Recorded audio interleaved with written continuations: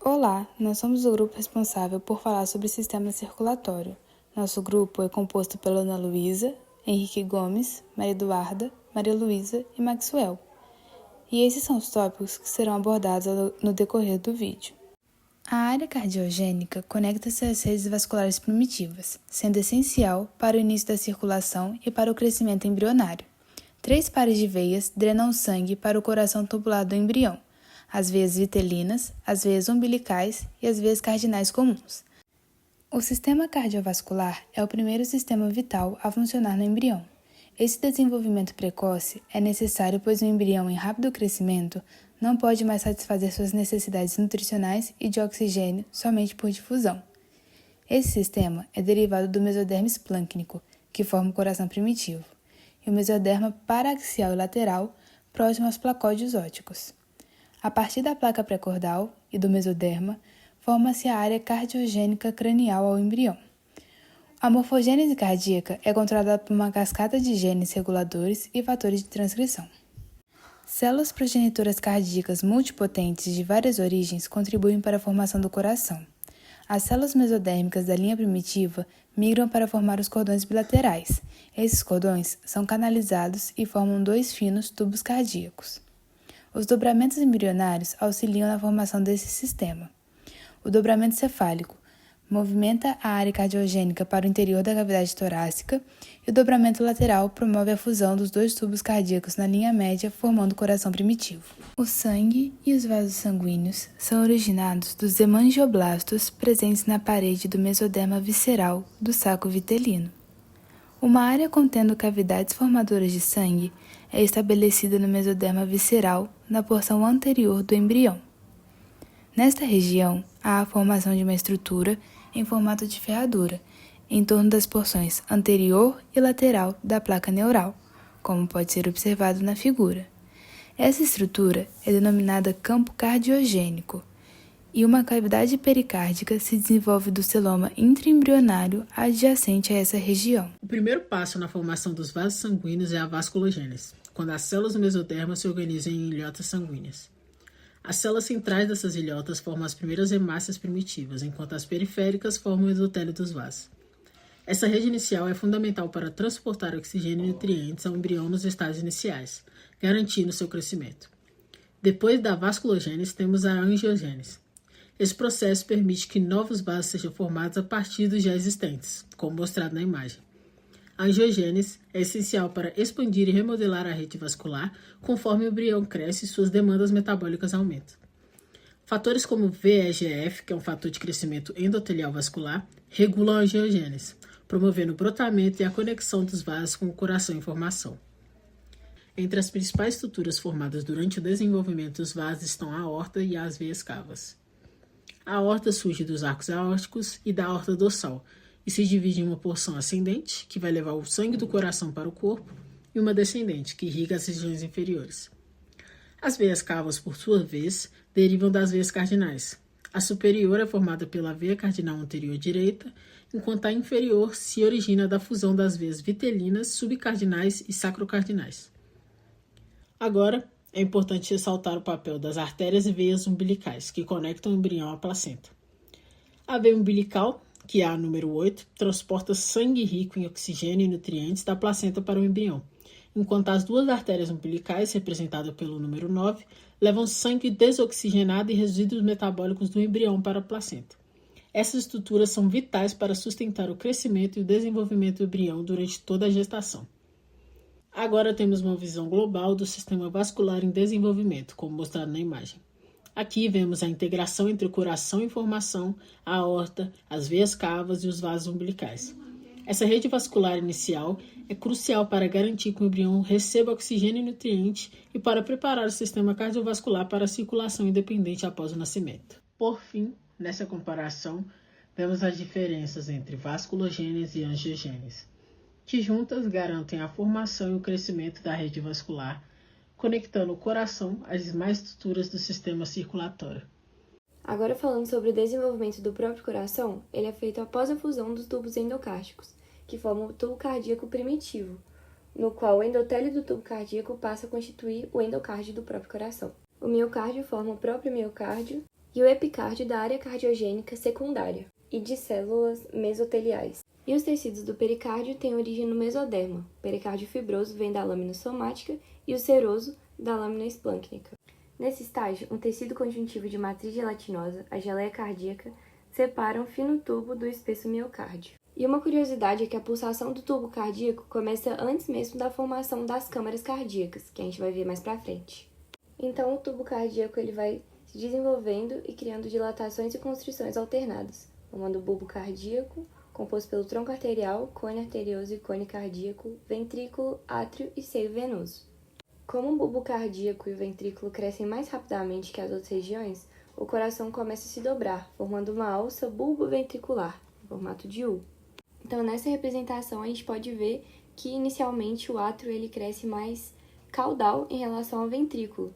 E aí, essa posição ela é invertida, resultando no posicionamento anatômico comum, ao passo que o bulbo cardíaco e o ventrículo crescem de forma mais acelerada, causando justamente esse dobramento.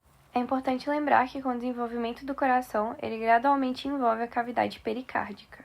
E que, no começo, o coração ele é suspenso a partir da parede dorsal por um mesentério, que é uma camada dupla de peritônio, o mesocárdio dorsal. Mas a parte central desse mesentério ela sofre uma degeneração, formando uma comunicação que seria o seio pericárdico transverso, entre o lado direito e esquerdo da cavidade pericárdica. A septação ocorre entre a quarta e a quinta semana, e ela é orientada pelo surgimento dos coxins endocárdicos atrioventriculares, que se aproximam e fusionam, dividindo o canal atrioventricular em canal atrioventricular esquerdo e direito. Então, esses septos vão crescendo em direção aos coxins endocárdicos e eles vão formando as 4 posteriores câmaras do coração. Realmente, o seio venoso ele abre para o centro da parede posterior do átrio primitivo. Mas no final da quarta semana, o corno sinusal direito torna-se maior que o corno esquerdo.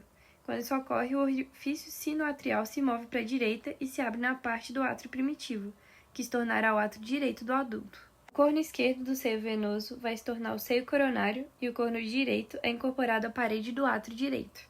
A aurícula é originada do átrio primitivo. No átrio esquerdo, a veia pulmonar primitiva é incorporada, se desenvolvendo com o crescimento da parede atrial dorsal. E como resultado, as 4 veias pulmonares se formam. O bulbo cardíaco, também por causa da proliferação ativa das células mesenquimais, forma as cristas bulbares. E posteriormente, esse bulbo cardíaco ele é incorporado às paredes dos ventrículos definitivos de algumas maneiras. Como no ventrículo direito, ele é representado pelo cone arterioso, o infundíbulo, que origina o tronco pulmonar. Já no ventrículo esquerdo, o bulbo cardíaco ele forma as paredes do vestíbulo aórtico, porção da cavidade logo abaixo da válvula aórtica.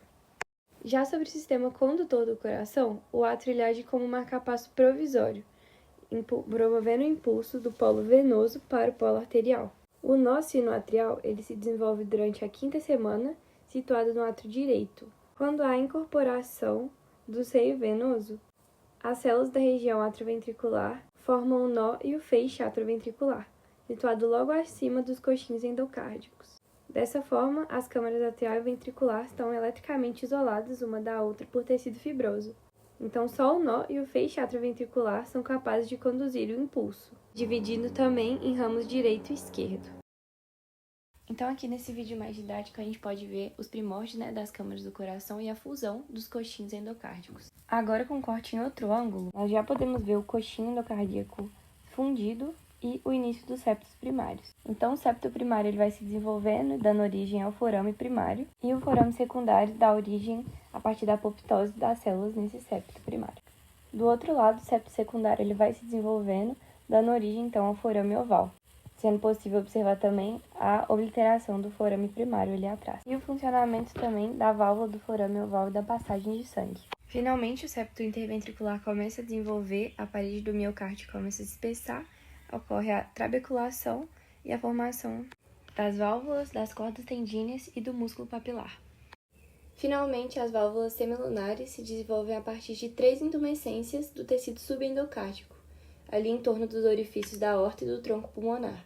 Então, as válvulas atrioventriculares, a tricúspide e a mitral, se desenvolvem de forma bem similar a partir da proliferação localizada nos tecidos em torno dos canais atrioventriculares.